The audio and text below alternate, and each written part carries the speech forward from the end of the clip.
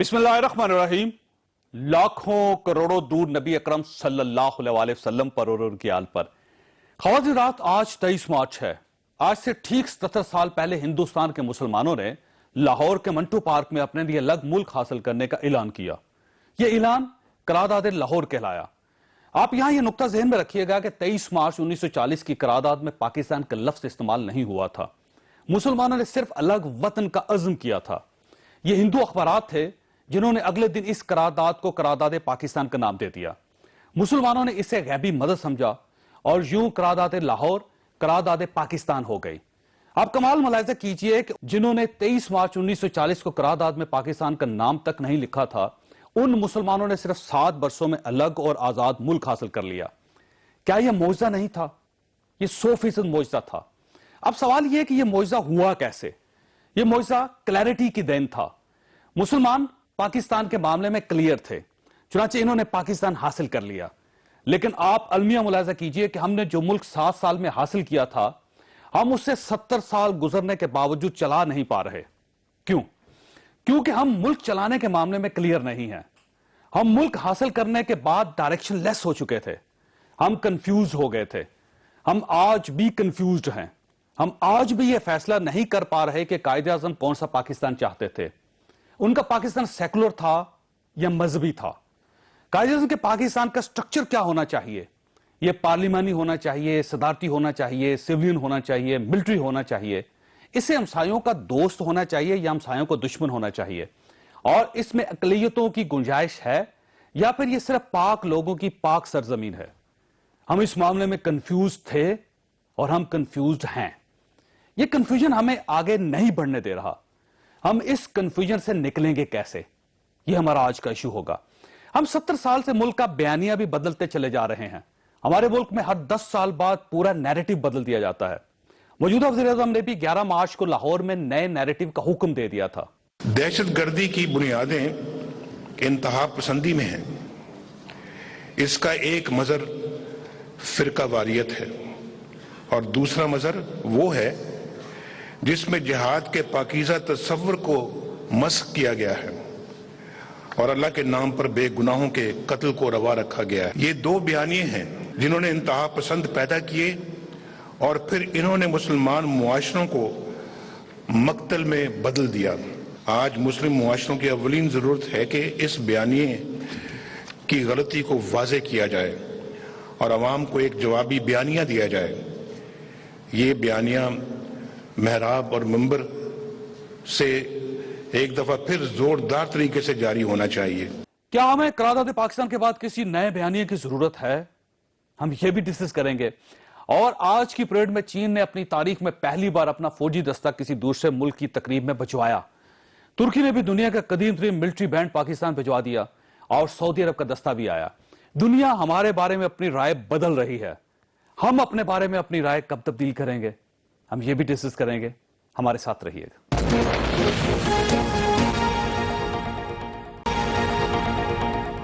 Programme میں دوبارہ خوش آمدید۔ ہمارے ساتھ تشریف رکھتے ہیں ذوالفقار چیمہ صاحب، پہلے پولیس میں ہوتے تھے، کالم نگار بھی ہیں، دانشور بھی ہیں۔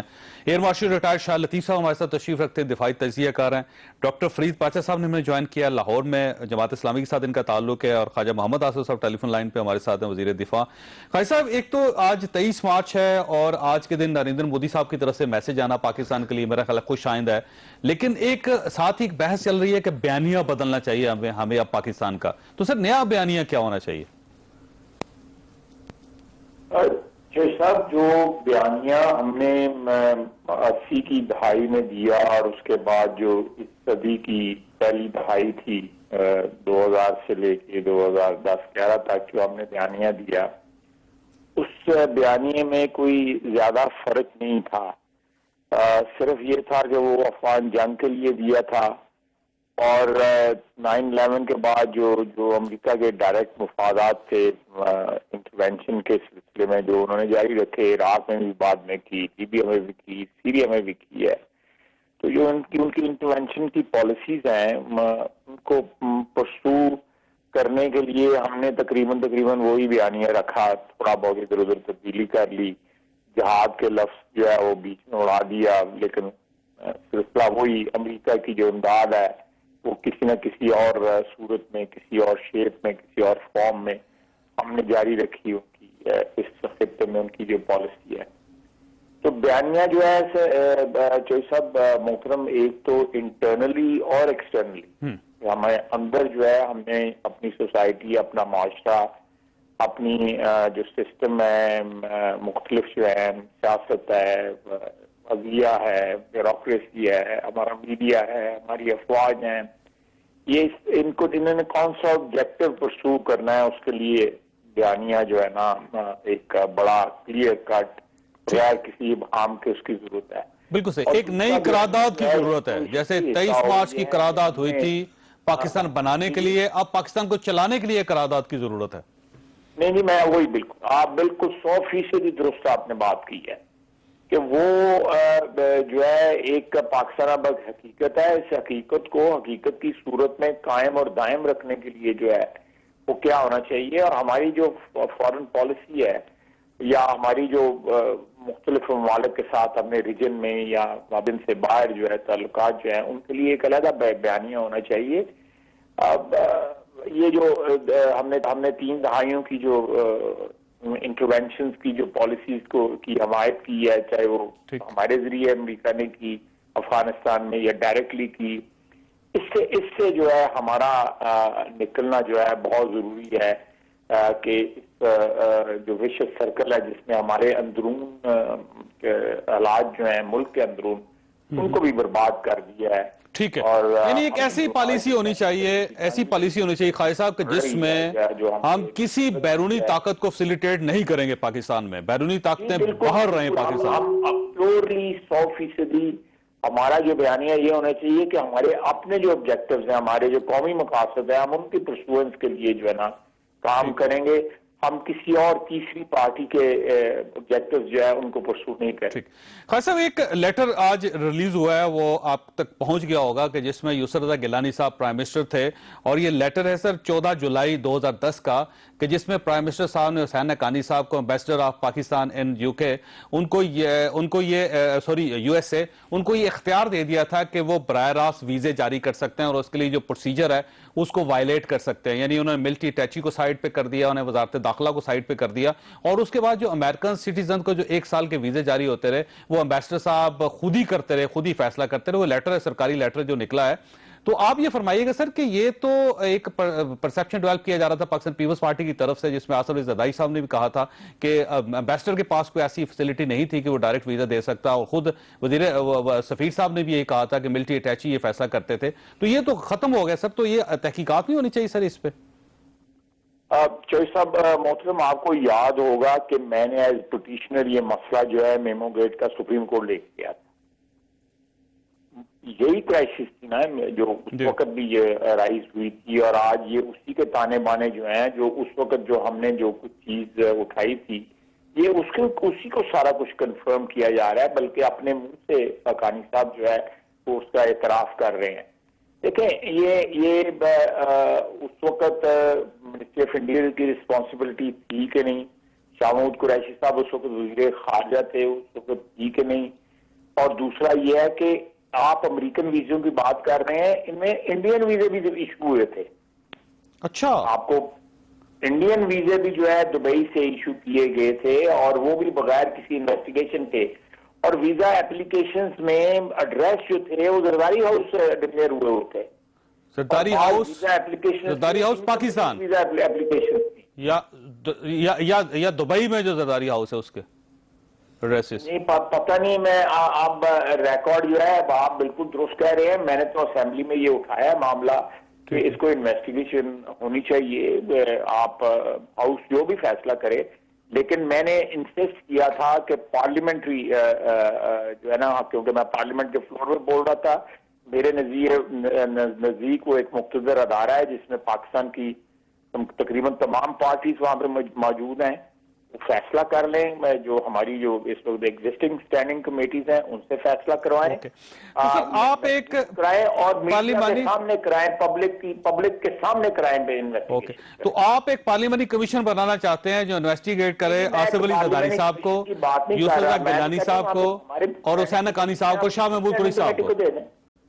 نہیں آپ یہ ایک ایسا ہمارے کمیٹیز ہیں پارلیمنٹ کے اندر ایک میکنزم ہے اس کے کسی کمیٹی کو دے دیں یہ پارلیمنٹ کے فلور پہ فیصلہ ہوگا وہاں پہ جو بھی اسپیکر صاحب لیکن سر آپ تو گورنمنٹ ہے نا قائد صاحب یہ آپ نے بنانا ہے آپ نے مطالبہ نہیں کرنا یہ آپ کسی وقت بھی کمیشن بنا سکتے ہیں کمیٹی کو حوالے کر سکتے ہیں تاکہ تمام پارٹیز اور میری خوش قسمتی ہے کہ اس پروپوزل کو تمام پارٹیز نے سپورٹ کیا تھا تو سر یہ کمیٹی بن کیوں نہیں رہی پھر نہیں وہ میرا خیال ہے آلریڈی اسپیکر صاحب اس پہ کام کر رہے ہیں میرا خیال ہے 1-2 دن میں ہو جانا چاہیے اس کے اور یہ کمیٹی بنے گی آپ کا خیال یہ بالکل جی کمیٹی بنے یا کسی موجودہ اسٹینڈنگ کمیٹی کے سپورٹ کر دیا جائے معاملہ بالکل میں خود ذاتی طور پہ پرسو کروں گا چوہدری صاحب اس کو ٹھیک ہے اور یہ آپ بنوا کے رہیں گے میرا جو سوال ہے زرداری صاحب وہ آرٹیکل لکھوا لیتے ہیں واشنگٹن پوسٹ میں اور جو ہے یہ جو جس کا آپ حوالہ دے رہے ہیں جو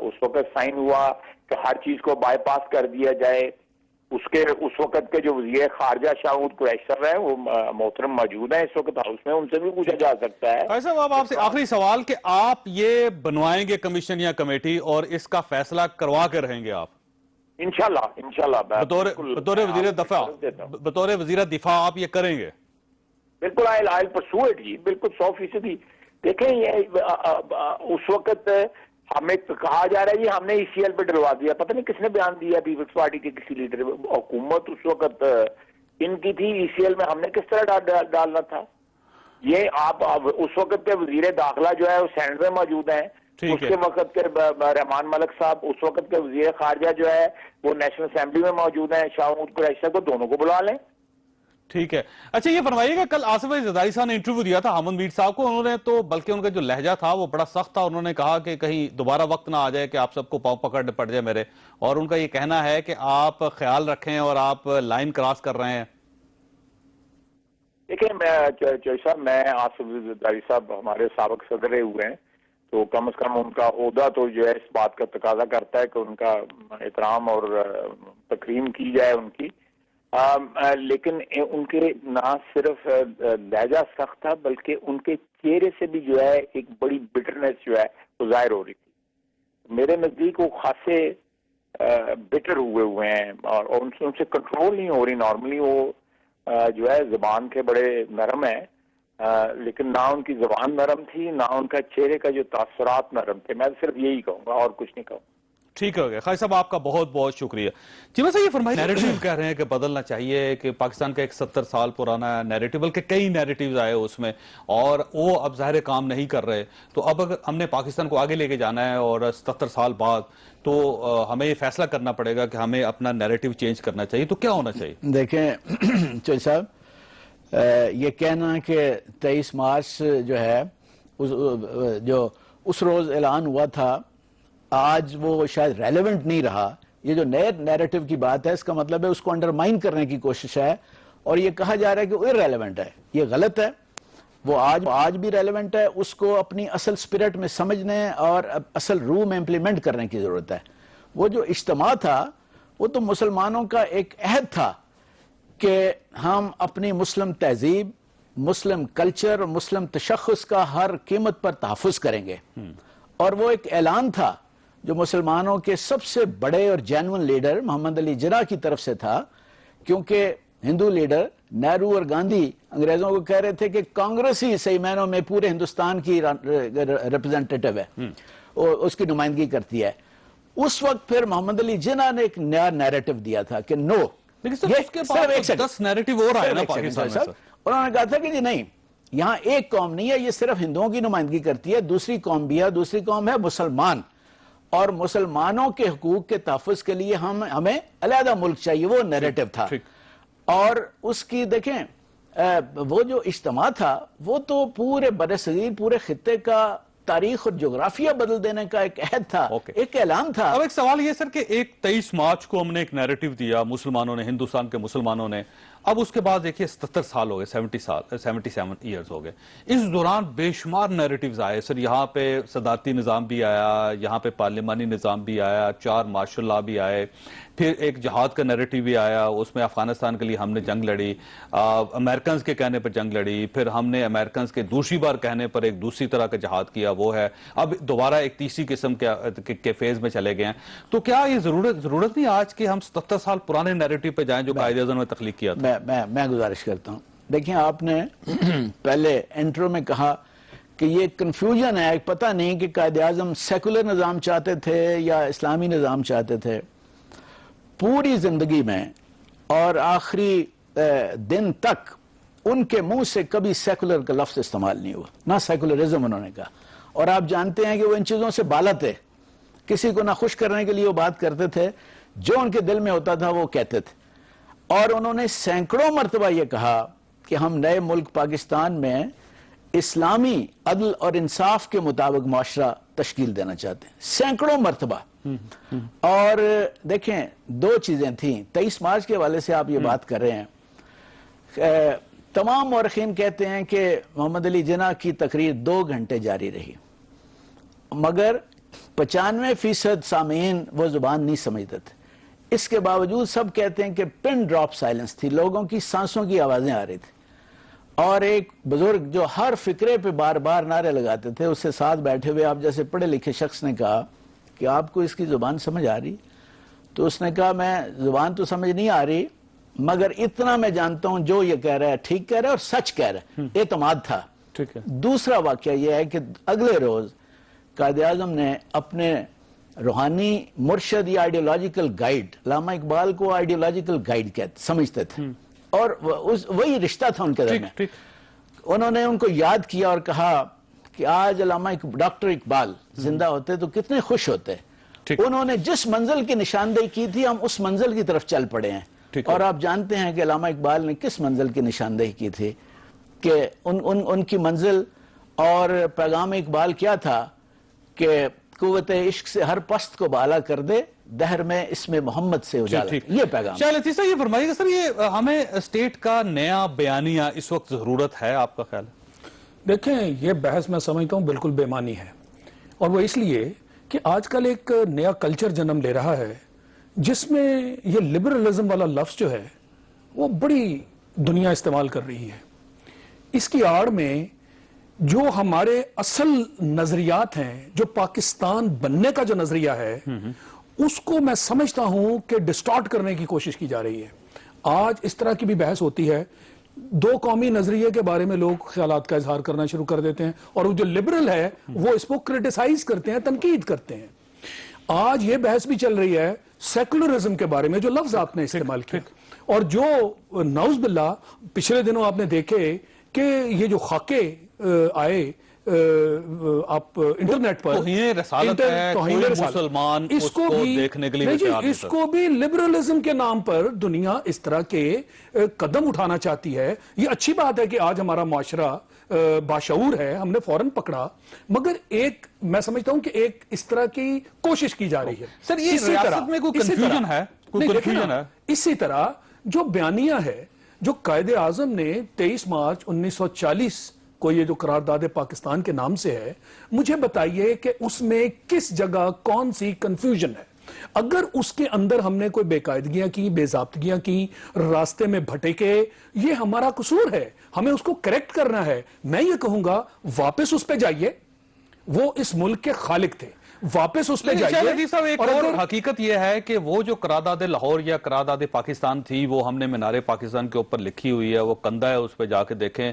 آج تک ہم نے اس میں سے ایک فکر لے کے بھی امپلیمنٹ نہیں کیا. وہ ہمارا قصور ہے نا. اس کا یہ مطلب ہے کہ قرارداد نہیں بنا دو، عمل درآمد. آج فار ایگزامپل آپ کی کانسٹیٹیوشن ہے، آئین، روز اس کی خلاف ورزیاں ہوتی ہیں یا نہیں، وائلیشن ہوتی ہے یا نہیں، آئین بدل دو. ہم وائلیٹ کر رہے ہیں. کیا آئین کے انٹروڈکٹری قرارداد پاکستان کا جو تشخص ہے اس میں کلیئرلی، تو سر صاحب نے ابھی بات کی، بڑا آسان کام ہے سر، ہم پاکستان کو وہاں لے جائیں سر واپس. جس بنیاد پہ ہم نے تخلیق کیا تھا تو وہاں جائیں سر، اس کو قرارداد پاکستان کو نکالیں اور اس کو اسی طرح امپلیمنٹ کر دیں اسی اسپرٹ کے ساتھ جس طرح قائد اعظم چاہتے تھے، جس طرح بانیہ نے پاکستان چاہتے تھے. دو قومی نظریہ ایک انہوں نے پہلے ڈیفائن کیا تھا کہ قوم ہوتی کیا ہے. انہوں نے ساری دنیا کو بتایا کہ ہم ایک علیحدہ قوم ہیں، ہمیں صرف مسلمان مائنورٹی کے طور پہ نہ سمجھو اور ہندو جو ہیں وہ ہمیں رول کریں یہاں پہ. سب سے پہلے انہوں نے یہ بات کی. جب قوم کی ڈیفینیشن انہوں نے کر دی کہ ہمارا تشخص علیحدہ ہے، ہمارا دین علیحدہ ہے. قرارداد پاکستان میں قومیں تھی، سٹیٹس تھیں، مسلمانوں کی الگ سٹیٹس، ایک سٹیٹ نہیں تھی. مسلمانوں کے ایریاز کو انہوں نے آئیڈینٹیفائی کیا. انہوں نے کہا جو نارتھ مغرب، شمال مغرب، جہاں مسلمان میجورٹی میں سے مراد ہے صوبے، یہ جو صوبے جہاں مسلمانوں کی اکثریت ہے یہ نہیں تھا، جو میجورٹی مسلمان، انہوں نے کہا ان علاقوں کو ملا کے پاکستان یعنی قوم ہم علیحدہ ہیں اس کو ڈیفائن کیا. لہٰذا ہمیں سوال یہ پیدا ہوتا ہے سر 70 سال ہو گئے پاکستان کو بنے ہوئے، صوبے جو ہے جلن نہیں ہو سکے آج بھی پاکستان میں. بدقسمتی ہے یہ کہ چیف منسٹر جو سندھ کے وہ آج بھی وفاق کو کہہ رہے ہیں، وفاق ان کو کہہ رہے ہیں، وارث صوبے وفاق کو وفاق کے اوپر اعتراضات کر رہے ہیں. وفاق جو وہ صوبوں کو وارثوں کی ناہلی ہے نا، 70 سال کی جو ناہلی ہے وہ کیسے ٹھیک ہوگی. میں فرید پائے صاحب آپ کی طرف آؤں گا لیکن میں وقفہ لوں گا. وقفہ لینے کے بعد آپ کی طرف آ رہا ہوں کہ پاکستان ہم نے 7 سال میں بنا لیا تھا، 70 سال میں ہم اس کو چلا نہیں پا رہے. کس کا قصور ہے؟ چھوٹی سی بریک اور بریک کے بعد آپ آتے ہیں.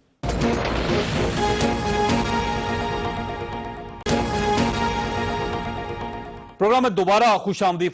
فرید پائے، یہ فرمائیے سر یہ قصور کس کا ہے سر؟ یہ ملک چل کیوں نہیں رہا؟ بنانے والوں نے تو بہت اچھا پاکستان بنایا، چلانے والوں نے اس پاکستان کا بیڑا غرق کر دیا، تو کون ذمہ دار ہے سر اس کا؟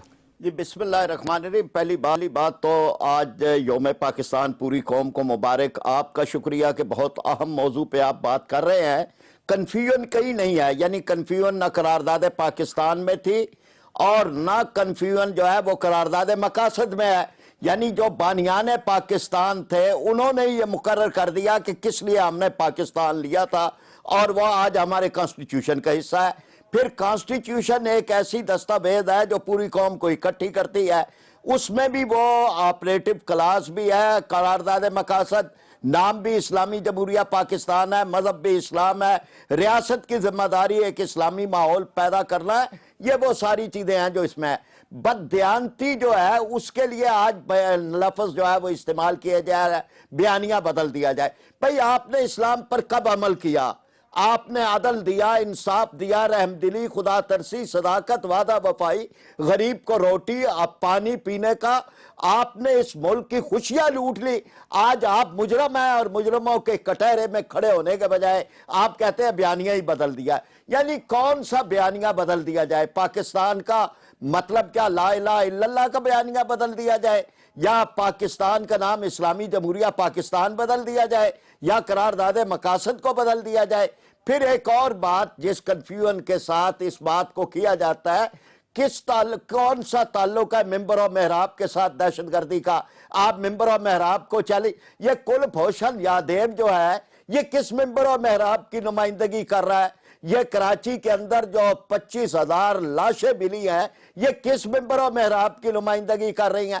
کون سا ممبر و محراب ہے کہ جو اس بات کی کسی بھی دہشت گرد کو اجازت دیتا ہے کہ وہ بے گناہوں کا خون بہائے؟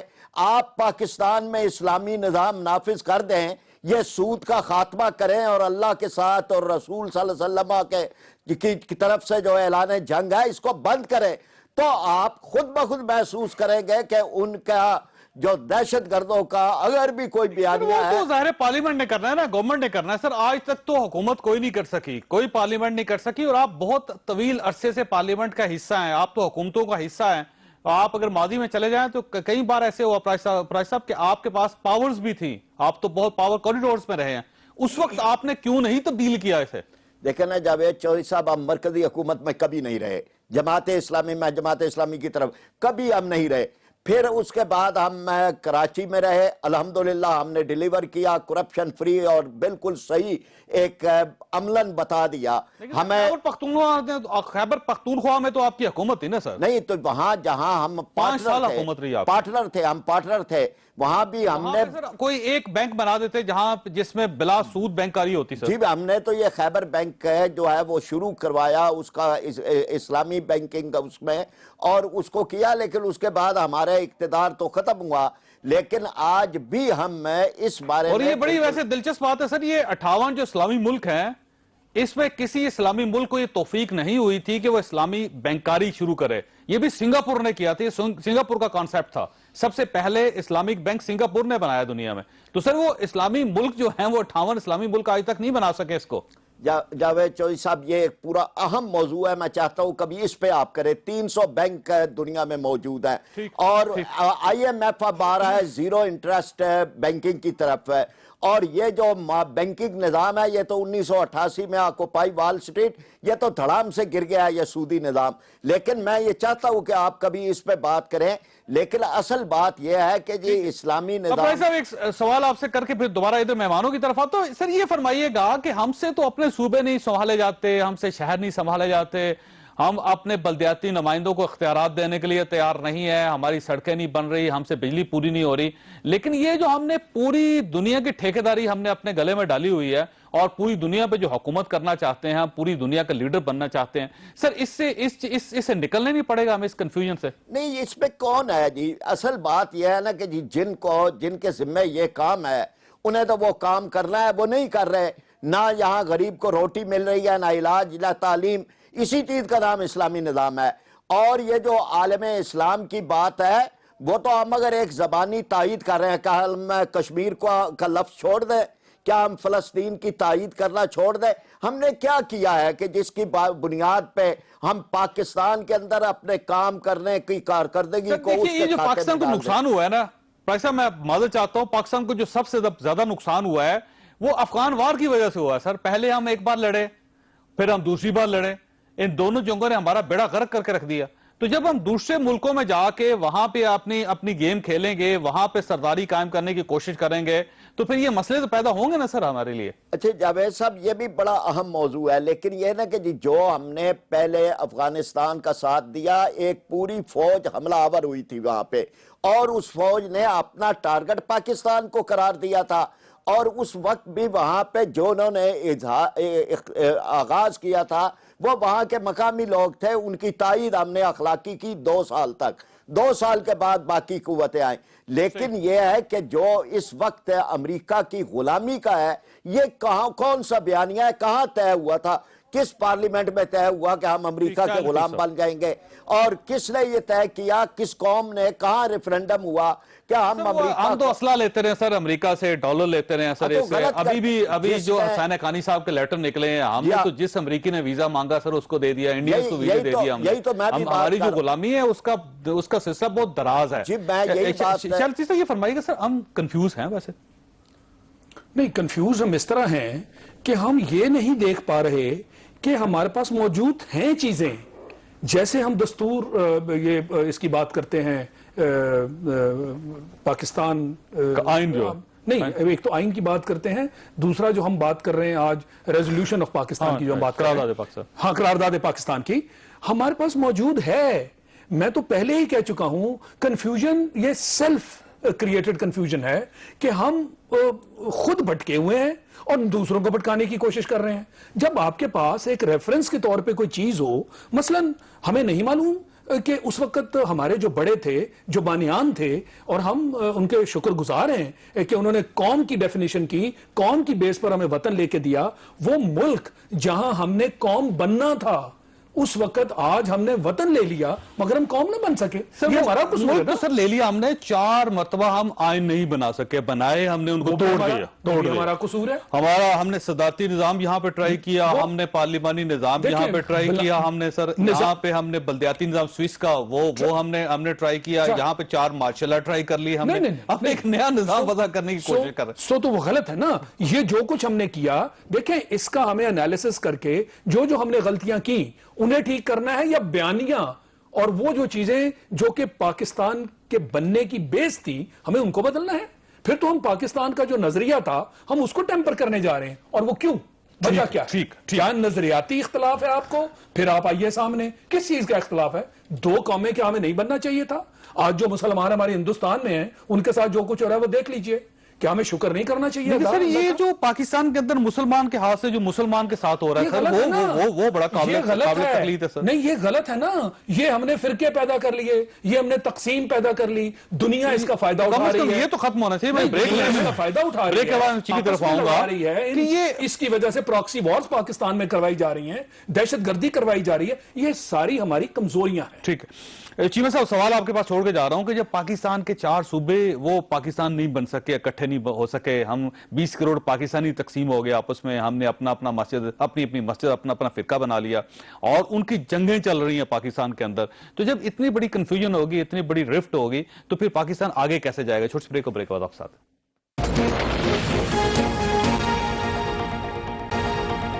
پروگرام میں دوبارہ خوش آمدید۔ چیمہ صاحب یہ فرمائیے گا سر کہ 2 نیریٹو ہیں، 2 ایکسٹریمز ہیں، جنرل ضیاء الحق صاحب امریکنز کے کہنے پہ ایک ایکسٹریم اور دوسرا جنرل پرویز مشرف صاحب امریکنز کے کہنے پہ دوسری ایکسٹریم، تو جب یہ اسٹریٹ کسی اور کے کہنے پہ کبھی اس سائڈ پہ چلی جائے گی، کبھی اس سائڈ پہ چلی جائے گی، تو کنفیوژن تو ہوگا۔ دیکھیں آپ نے جو دونوں نام لیے، ہم تو پہلے کہہ چکے ہیں کہ قائد کے بابا قوم کے وارث ہمارے سارے حکمران یہ نااہل ثابت ہوئے کہ اس کی اسپرٹ کوئی نہیں سمجھ سکے۔ آپ بار بار کنفیوژن کا نام لے رہے ہیں، کنفیوزڈ ہم ہیں یا ہمارے حکمران، اس لیے کہ کچھ غلامانہ ذہن کے مالک ہیں اور کچھ احساس کمتری کے مارے ہوئے ہیں۔ قائد کنفیوزڈ ہرگز نہیں تھے، اس لیے کہ وہ انہیں کسی قسم کا احساس کمتری نہیں تھا، نہ وہ انگریزوں سے مرعوب تھے نہ ہندوؤں سے، وہ بہت بالا تھے، بالکل کنفیوز نہیں تھے۔ آپ نے وہ پڑھا ہوگا، میں نے قائد کی تقریباً تمام تقریریں پڑھنے کی کوشش کی ہے۔ ایک تو ہمارا جو اسلام سے بغض رکھنے والا یا بیزار طبقہ ہے، ہزاروں تقریروں میں سے انہیں کچھ نہیں ملا، ایک تقریر 11 اگست والی میں سے 2 فقرے ان کو مل گئے تو وہ ان کو لیبل کرنے کی کوشش کرتے ہیں۔ اس میں اس وقت اس کی بیک گراؤنڈ یہ ہے کہ فسادات شروع ہو گئے تھے، انہوں نے کہا پاکستان سب کا ہے کہ انہیں کہنے کی تمام شہری انہیں کہنا ضروری تھا، کہنا بہت ضروری تھا۔ نئے ملک کے ہیڈ کے لیے ان کو ایک سینس آف ایشورنس دینی ضروری تھی مائنورٹیز کو کہ آپ مت جائیں، ہم آپ کی حفاظت کریں گے، اور کرنی چاہیے تھی۔ اور علماء نے، شبیر احمد عثمانی صاحب جیسے علماء نے اس کو میثاق مدینہ کے عین اسپرٹ کے مطابق قرار دیا، اور صحیح تھا۔ دیکھیں اس کے بعد 14 اگست کو جو ٹرانسفر آف پاور کی تقریب تھی، وائسرائے لارڈ ماؤنٹ بیٹن نے جب کہا کہ بہتر ہے کہ آپ اس سے سبق حاصل کریں اکبر سے، اس کی جو پالیسی تھی ٹالرنس والی، ٹھیک ہے، تو اس کے بعد قائد اعظم نے، لوگوں نے کہا، ہسٹورینز نے، کہ قائد کے چہرے کے تاثرات بدلے۔ جب انہوں نے تقریر کی، انہوں نے کہا کہ ہمیں اکبر سے سیکھنے کی ضرورت نہیں ہے، اس سے بہت پہلے حضرت محمد صلی اللہ علیہ وسلم نے جس طرح مائنورٹیز کے ساتھ سلوک کیا تھا، ہم اس سے انسپائرڈ ہیں، ہمارے لیے وہ کافی ہے۔ قائد ہرگز کنفیوز نہیں تھے۔ لوگوں نے پوچھا مختلف موقعوں پہ، جرنلسٹ نے، کہ جی کس طرح کا نظام ہوگا؟ انہوں نے کہا جو لوگ چاہیں گے، اس سے کیا کنفیوژن ہے، صدارتی ہو یا پارلیمانی ہو، لوگوں کی میجورٹی جو بھی چاہے گی۔ ہم اس ملک کو چلا کیوں نہیں پا رہے؟ صرف ایک سیکنڈ، انہوں نے آؤٹ لائن، یہ مختلف سپیچز میں آؤٹ لائن دے دی تھی۔ قائد اعظم کو وقت نے مہلت نہ دی، جلدی وفات پا گئے۔ بہت بڑا یہ سانحہ تھا، قوم لیڈر لیس ہو گئی۔ اگر زندہ رہتے تو آئین میں جلدی، انڈیا میں بھی لیڈر لیس، انڈیا کا نہرو زندہ ہے اس سے پہلے، سر ہمارے بھی تو خان لیاقت علی خان تھے۔ سنیں نا، اصل لیڈر وہ اس کی حیثیت اسپرچول تھی گاندھی کی، اصل لیڈر نہرو، جن کو موقع ملا اس کی وجہ سے انہوں نے آئین بھی بنا لیا اور ادارے بھی بنا لیے۔ مگر اس کے بعد لیاقت علی خان موجود تھے، باقی قائد اعظم کے ساتھی موجود تھے، جو ان لوگوں نے عوام کے ساتھ وعدے کیے تھے کہ ہم نئے ملک اس طرح کا بنائیں گے۔ یہ قرارداد مقاصد لوگ کہتے ہیں جی مولویوں نے، کون سے مولویوں نے؟ یہ اس ایفائے عہد کی عملی صورت تھی، اور یہ بنانے والے کون تھے؟ سارے کے سارے مغرب کی، ویسٹ کی، ٹاپ کی یونیورسٹیز کے پڑھے ہوئے تھے۔ اب پتہ تو کریں کہ یہ کنہوں نے لکھا تھا؟ لیاقت علی خان اور ان کے ساتھیوں نے، سارے کے سارے پی ایچ ڈی ڈاکٹر۔ اس میں کوئی شک نہیں سر، بہت بڑے لوگ تھے، اس لیے کہ وہ احساس کمتری کے مارے ہوئے نہیں تھے۔ اس کو تخلیق کیا تھا قرارداد ایک فکرہ پاکستان بولوں، کو۔ آج جس مسلم تشخص کے تحفظ کے لیے 23 مارچ کا عہد کیا گیا تھا، آج اس قلعے پر پھر یلغار ہو رہی ہے اور اس کو مسمار کرنے کی کوشش کی جا رہی ہے۔ دیکھیں جغرافیائی سرحدوں کی حفاظت کے لیے ہم غزنوی اور غوری میزائل ہم نے بنائے ہیں، اس مسلم تشخص اور سویلائزیشن اور تہذیب اور کلچر کی حفاظت کے لیے ہمیں پھر کوئی میزائل تیار کر رہے ہوں گے، جنا میزائل، اقبال میزائل. سوچ ڈیولپ کرنی پڑے گی.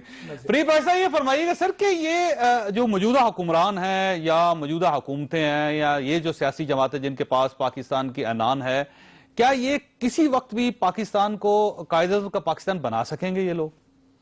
نہیں، یہ تو یعنی ان کے ہاں تو یہ کنسیپٹ ہی نہیں ہے نا، یہ تو خود کنفیوز ہیں. آپ انہی دنوں کی بات دیکھ لیں، یعنی قائد کے بارے میں جیسے چیمہ صاحب کہہ رہے تھے، ان کے ہاں تو بالکل چیزیں واضح تھی نا. انہوں نے کہا جس دن پہلا آدمی مسلمان ہو گیا تھا بر صغیر میں، پاکستان اسی دن بن گیا تھا. انہوں نے کہا پاکستان ہم نے اسلام کی تجربہ گاہ کے لیے لیا ہے. انہوں نے یہ کہا کہ پاکستان اصل مقصد نہیں ہے بلکہ مقصد کا ذریعہ ہے. یعنی اتنی کلیئرٹی ہے. اور پھر اس کے بعد یہ کہ جن لوگوں کے ہاتھ میں آ جائے وہ کبھی کہتے ہیں کہ اللہ اور بھگوان ایک ہی ہیں، یعنی انہیں یہی نہیں پتا کہ اللہ اللہ ہے اور بھگوان جو ہے وہ مورتیوں کا نام ہے اور بتوں کا نام ہے، اور ان کو اللہ اور بھگوان ایک ہی کر رہے ہیں. یعنی ان کے ہاں اتنی کنفیوژن ہے کہ انہیں یہی نہیں پتا کہ لبرل کیا ہے اور لبرل کیوں ہے، اور یعنی وہ پتہ نہیں کس کو خوش کرے. اس لیے ان کے ہاتھوں قائد اعظم کا اور اقبال کا پاکستان نہیں بن سکتا. اقبال کا پاکستان یہ ہے کہ جدا ہوتی سیاست سے تو رہ جاتی ہے چنگیزی. کون بنائے گا سر پھر؟ سر آپ دیکھیے، اگر پیپلز پارٹی نہیں بنا سکتی، پاکستان مسلم لیگ نون نہیں بنا سکتی، ایم کے ایم نہیں بنا سکتی، تو کون بنائے گا سر؟ نہیں، مطلب یہ ہے نا کہ ہم اپنا بھی کہہ سکتے ہیں، لیکن میں یہ کہتا ہوں کہ پاکستان کے عوام بنائیں گے انشاءاللہ تعالی. جماعت اسلامی کلیئر ہے، لیکن ہم یہ چاہتے ہیں کہ سب مل کے. شاہد لطیف صاحب یہ فرمائیے گا، یہ کیسے ٹھیک ہو سکتا ہے ویسے ملک؟ دیکھیں، یہ ایک بڑا میں سمجھتا ہوں کچھ پیچیدہ سا سوال ہے، مگر یہ نہیں کہ اس کا جواب نہیں ہے. دیکھ، ہم نے ابھی تک جو بات چیت کی، ہم نے پہلے تو اس چیز کو ڈٹرمن کر لیا کہ جو نظریہ پاکستان ہے اس پر انگلیاں نہ آپ اٹھائیں، بتائیں کہ اس میں کون سی کمی رہ گئی جس کو آپ ٹھیک کرنا چاہتے ہیں. یہ 70 سال اگر ہم نے غلطیاں کر کے بگاڑ پیدا کر دیا تو پھر مانے کہ ہم نے غلط کیا نا. پہلے غلطیاں مانے، پہلے غلطیاں مانے، پھر ان کو ٹھیک کرنے کی کوشش کریں. آفٹر آل ساؤتھ افریقہ میں ٹارگٹ اچیو کر لیں گے. ٹروتھ اینڈ ریکنسیلیشن کے نام پر ماضی کو دفن اگر کیا جا سکتا ہے مگر غلطیاں پوائنٹ آؤٹ کر کے کیا گیا، ادھر تو آپ غلطی ہی ماننے کو تیار نہیں. ٹھیک، بہت اچھی بات ہے. ایک فکر میں بولوں کہ آپ نے پوچھا کیسے ٹھیک کیا جا سکتا. دو چیزوں پہ ہم اتفاق کر لیں، دو چیزوں اتفاق کر لیں کہ حکومتیں تشکیل دینے بدلنے کا اختیار صرف عوام کے پاس رہے گا. نمبر 2، بالکل